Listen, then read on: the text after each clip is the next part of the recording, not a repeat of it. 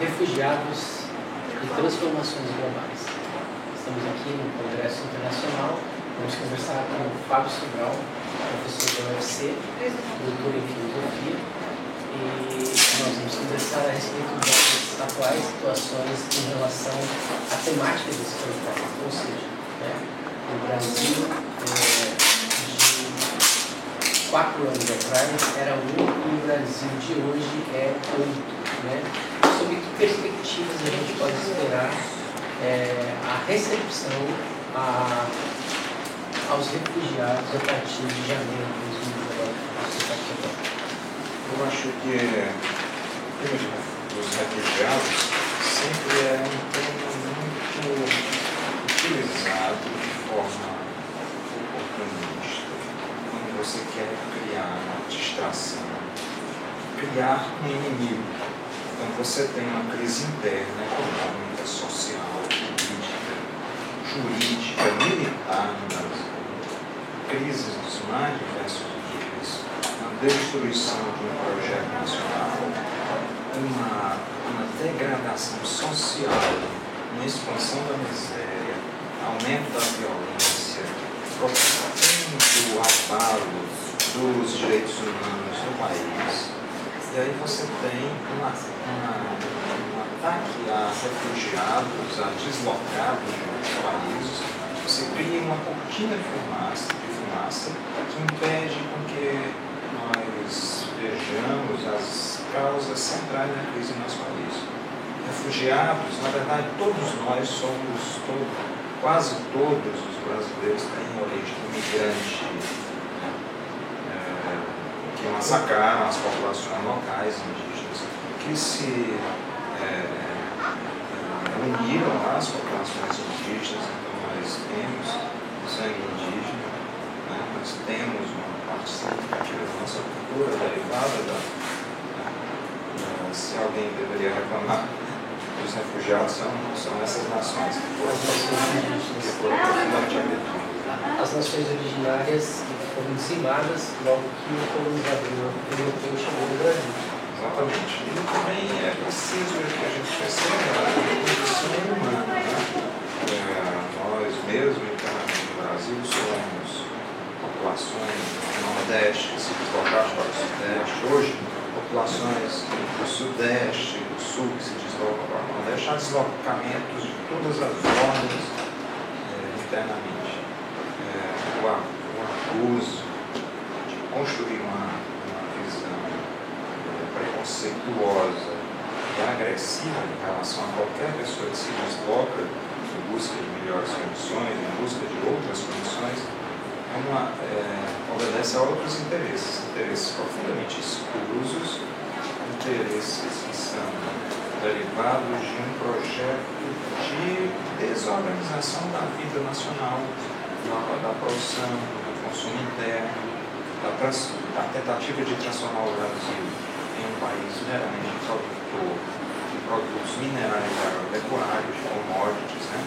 Então é um projeto desorganizador do processo de industrialização que o Brasil viveu no século XX, que leva também à tentativa de fazer desaparecer os direitos trabalhistas e sociais, que ataca os direitos humanos. E dentro dos direitos humanos, o direito daqueles que se refugiam no nosso país, daqueles que migram para o nosso país, dos imigrantes, dos refugiados, dos que pedem asilo político ou social ou bélico, que são deslocados pelas guerras. Então, A gente tem 2 exemplos bastante concretos nesses últimos anos, Nos últimos 2 anos, nós estamos falando do final do ano de 2018, e a gente tem uma leva de refugiados sírios que chegou ao Brasil e levas de refugiados venezuelanos. No entanto, existe um estudo apontado por uma das agências da ONU que diz o seguinte, que migraram mais brasileiros para a Venezuela do que mais venezuelanos para o Brasil. No entanto, os meios de comunicação tradicionais do Brasil ficam batendo na mesma tecla, dizendo que a Venezuela está passando por uma crise extraordinariamente grande e que lá em se faltando tudo, as pessoas migram para o Brasil. Onde está o fundo de verdade desse tipo de notícia que sai na mídia tradicional? Pois é, esse dado é fundamental para perceber a gravidade, a profundidade da crise no Brasil, a ponto de diversas pessoas, né, de levas buscarem, por exemplo, a Guiana Francesa, buscarem a Venezuela, né? Há deslocamentos de toda ordem, há deslocamentos para os Estados Unidos, para a União Europeia. Então, os brasileiros estão em processo, muitas camadas de brasileiros estão em processo de migração intensa. E a percepção de que essa migração é somente no sentido inverso, na vinda para cá, é absolutamente desonesta e, como eu disse, obedece a outros interesses.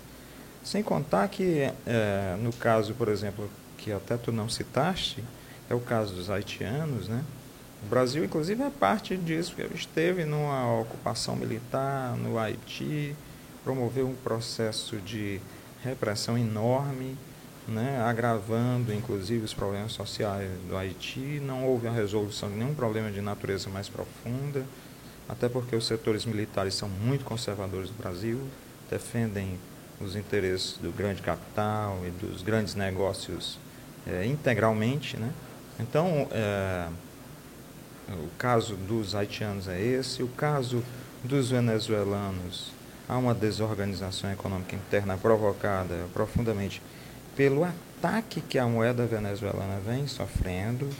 Por a Venezuela possuir somente um grande produto de exportação, que é o petróleo, isso é o que dá, depender simplesmente de commodities, de uma commodity mineral, né? E é o projeto que eles querem implantar no Brasil. Então, nós estamos vendo o que em outros países, o que nós teremos aprofundado mais adiante. É o mesmo caso da Argentina, né?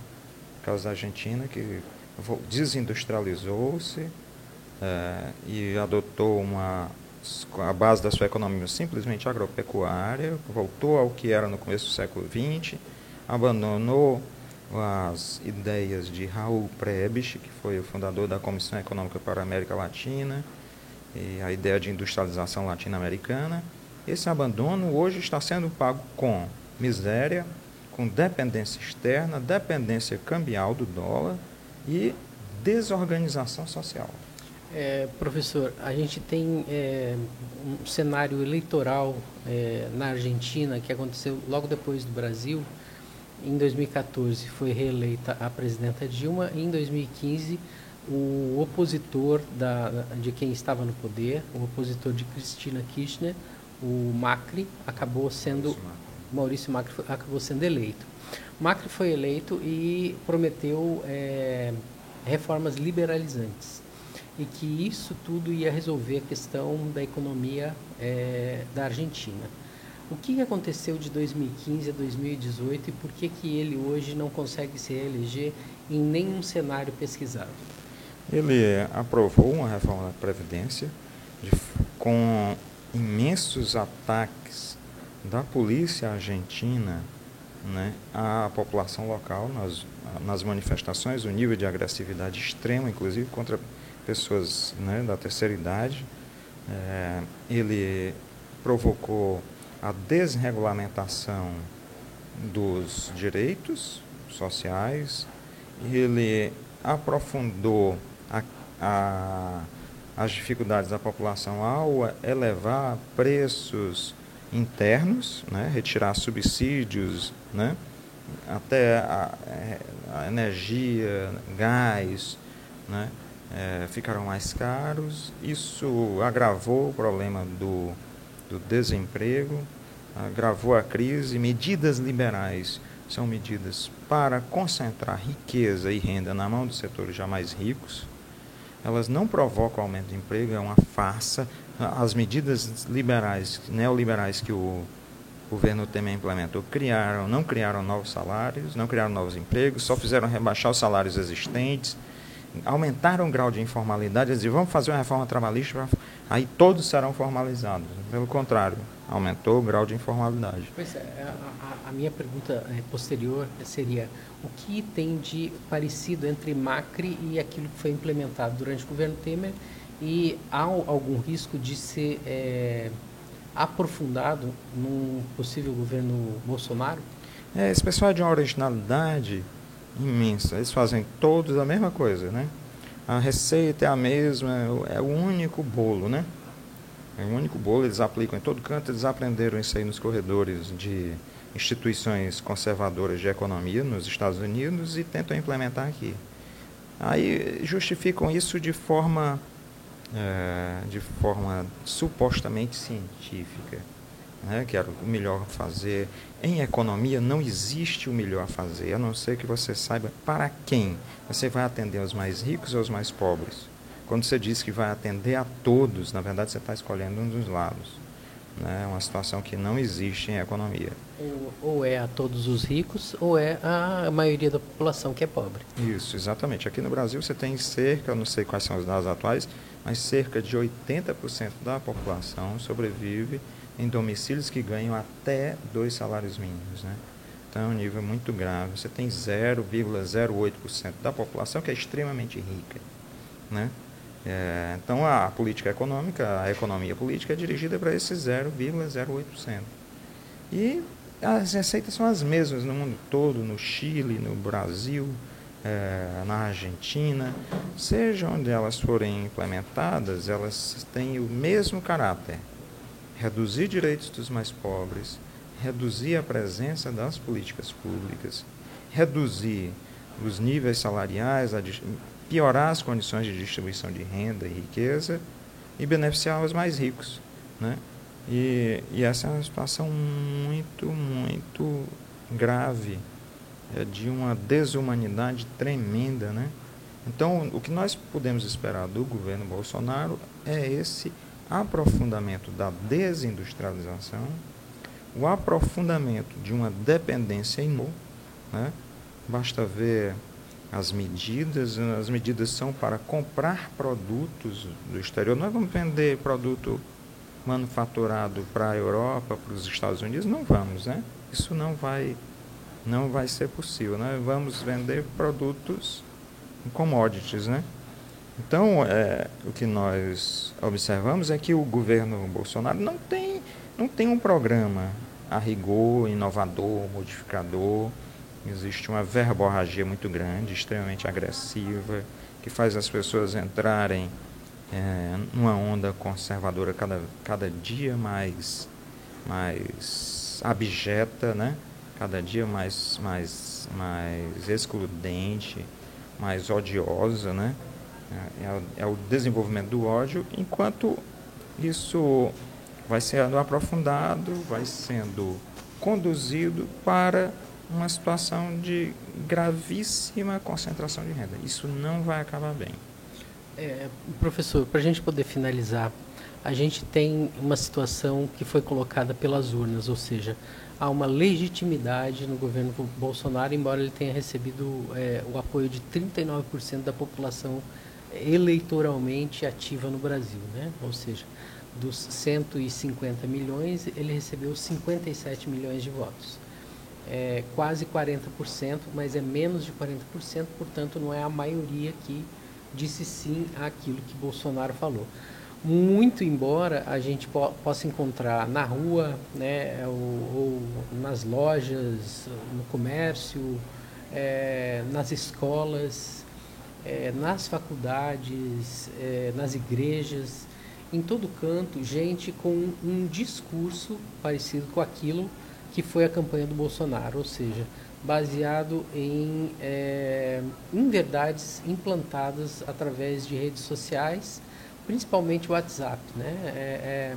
É gritante essa situação colocada a partir da eleição, que não comunga com aquilo que deveria ser a democracia.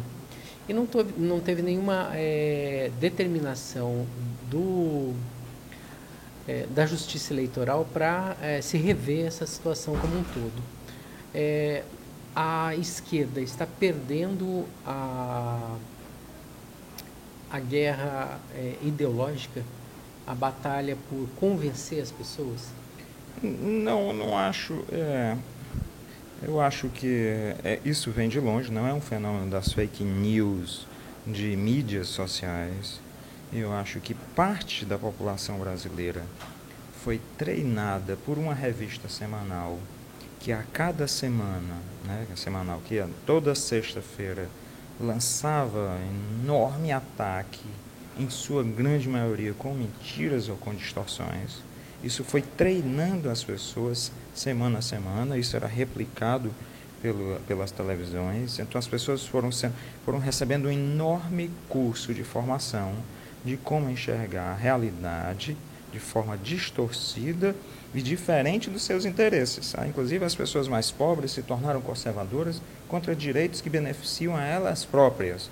É uma situação assim absolutamente alucinada, né? É como aquele meme, né? Os